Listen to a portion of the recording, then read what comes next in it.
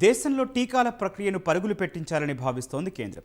ఎట్టి పరిస్థితుల్లోనూ ఈ ఏడాది డిసెంబర్ నాటికి వ్యాక్సినేషన్ ప్రక్రియను పూర్తి చేయాలని భావిస్తోంది. అందుకే ఇటీవల రాష్ట్రాల బాధ్యతల్ని కూడా కేంద్రమే భుజాలకెత్తుకుంది. పంపిణీ సంస్థల నుంచి 75% వ్యాక్సిన్లను తామే కొనుగోలు చేసి 18 ఏళ్లు నిండిన అందరికీ టీకాలు అందిస్తామని హామీ ఇచ్చింది. కానీ క్షేత్రస్థాయిలో అందుకు ఎన్నో అడ్డంకులు ఎదురవుతున్నాయి. వాటిని అధిగమించేందుకు నిపుణులతో ప్రత్యేక కమిటీలు ఏర్పాటు చేసి నిరంతరం పర్యవేక్షిస్తోంది కేంద్రం. ఈ నేపథ్యంలో అసలు దేశ ప్రజలందరికీ ఎప్పటికి 2 డోసుల టీకా అందుతుంది?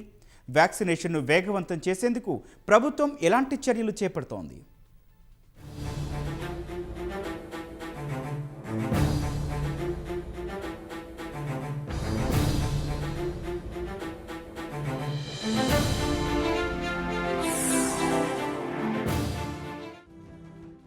సువిశాల భారత్ ప్రపంచంలోనే అత్యధిక జనాభా కలిగి ఉన్న రెండో దేశం.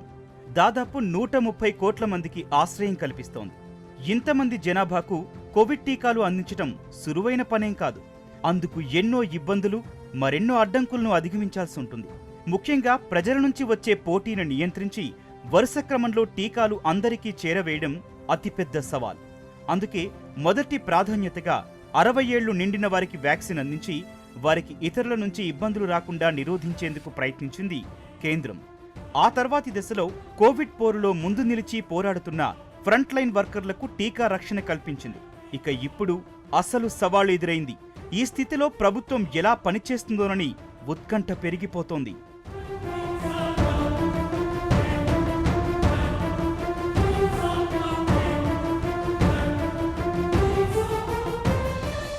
ప్రస్తుతానికి భారత్లో వ్యాక్సినేషన్ ప్రక్రియ చాలా నెమ్మదిగా జరుగుతోంది.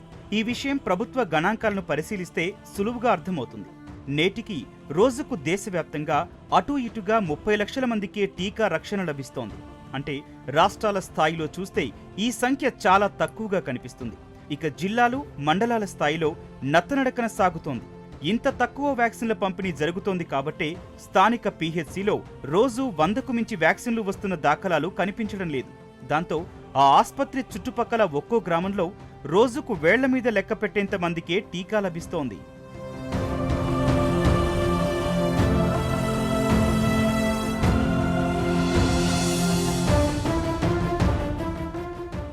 ఇంత తక్కువ సంఖ్యలో టీకాలు అందించడానికి ముఖ్య కారణం వ్యాక్సిన్ ఉత్పత్తి సంస్థల సామర్థ్యం.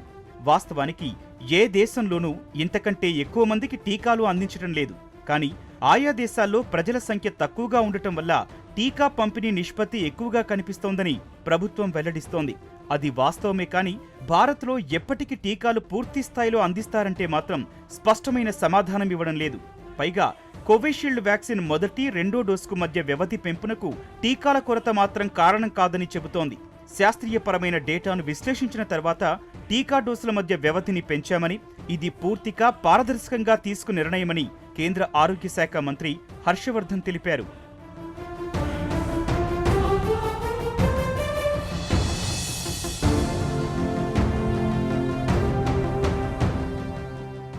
ఇక దేశంలో వ్యాక్సిన్ పంపిణీని వేగవంతం చేయాలని భావిస్తున్న కేంద్రం వేగంగా నిర్ణయాలు తీసుకుంటోంది.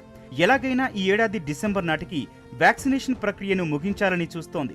అందుకోసం విభిన్న వ్యూహాలతో కార్యాచరణ సిద్ధం చేసింది. అందులో ప్రధానమైంది దేశీయ ఉత్పత్తిని పెద్ద ఎత్తున పెంచడం. అందుకే కోవాక్సిన్, కోవిషీల్డ్ వ్యాక్సిన్లను ఉత్పత్తి చేస్తున్న భారత్ బయోటెక్, సీరం ఇన్స్టిట్యూట్లకు స్పష్టమైన ఆదేశాలు అందించింది కేంద్రం. వాటికి అవసరమైన అన్ని సహాయ సహకారాలు అందిస్తామని, ఉత్పత్తి సామర్థ్యాన్ని పెంచాలని సూచించింది. అందుకు తగ్గట్టే యుద్ధ ప్రాతిపదికన ఆయా సంస్థలు కొత్త ప్లాంట్లను నిర్మిస్తున్నాయి. పెద్ద ఎత్తున ముడి సరుకుల్ని విదేశాల నుంచి తెప్పిస్తున్నాయి. ఈ విషయంలో కేంద్రం సైతం అమెరికా లాంటి దేశాలతో నిత్యం సంప్రదింపులు జరుపుతూ వ్యాక్సిన్ ముడి సరుకును వేగంగా సమకూర్చుతోంది.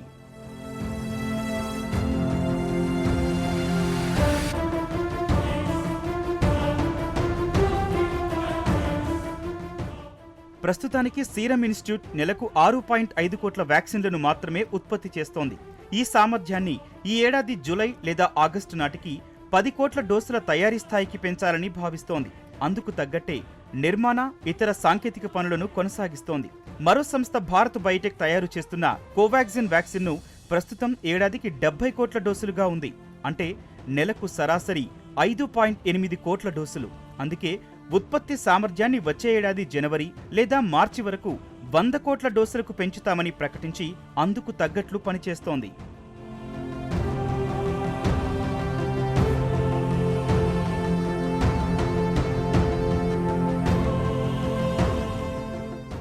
ఈ 2 టీకాలతో మాత్రమే సరిపెట్టుకుంటే వ్యాక్సిన్ ప్రక్రియ చాలా సమయం తీసుకుంటుంది. అందుకే ఇటీవల దేశంలో వినియోగానికి అనుమతి పొందిన స్పుత్నిక్ డోసులను కూడా కేంద్రం సమకూర్చుకుంటోంది. ఈ టీకా ఉత్పత్తి ఇప్పుడే ప్రారంభం కావడంతో ఈ ఏడాది డిసెంబర్ నాటికి 15 కోట్ల డోసుల ఉత్పత్తే లక్ష్యంగా సంస్థ పనిచేస్తోంది. దీంతో పాటే దేశీయంగా ఇతర టీకా పరిశోధనల్ని వేగవంతం చేయాలని కేంద్రం భావిస్తోంది. భారత్లో ప్రస్తుతం 7 సంస్థలు వ్యాక్సిన్ల తయారీలో వేర్వేరు దశల్లో ఉన్నాయి. వాటిలో 3 వ్యాక్సిన్ల క్లినికల్ పరీక్షలు చివరి దశలకు కూడా చేరుకోవడంతో డిసెంబర్ లక్ష్యాన్ని చేరుకునేందుకు తోడుగా నిలుస్తాయని కేంద్రం భావిస్తోంది.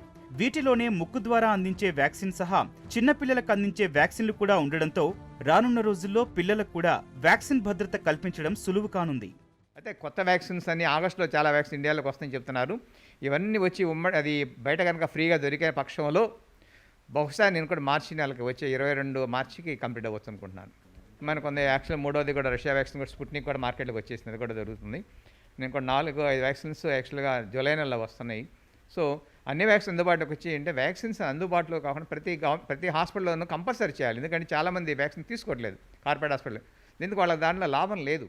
వ్యాక్సిన్ల కొరతను అధిగమించేందుకు విదేశీ టీకాలకు సైతం అనుమతులిచ్చే అవకాశాలు కనిపిస్తున్నాయి. డిసెంబర్ నాటికి అందరికీ కరోనా వ్యాక్సిన్లు వేయాలంటే ఇది తప్పదని కేంద్రం భావిస్తోంది. దీంతో ఇప్పటికే ఓసారి అనుమతులకు దరఖాస్తు చేసుకుని వెనక్కు తగ్గిన ఫైజర్, మోడెర్నా టీకాలకు మంచి అవకాశం లభించనుంది.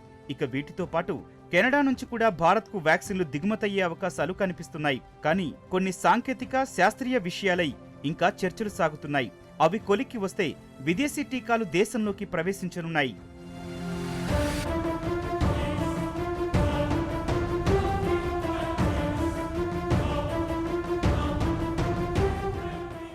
ఇలా విభిన్న రీతిలో వ్యాక్సిన్లను సంపాదించి తన లక్ష్యాన్ని పూర్తి చేయాలని భావిస్తోంది కేంద్రం.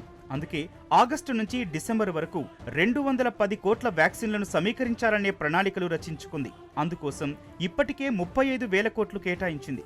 ఇప్పుడు దేశవ్యాప్తంగా ఉచిత టీకా ఇస్తామని ప్రకటించడంతో అదనంగా మరో 15,000 కోట్లను సమకూర్చి మొత్తంగా 50,000 కోట్లతో ఈ ప్రక్రియను ముగించేందుకు సన్నాహాలు చేస్తోంది.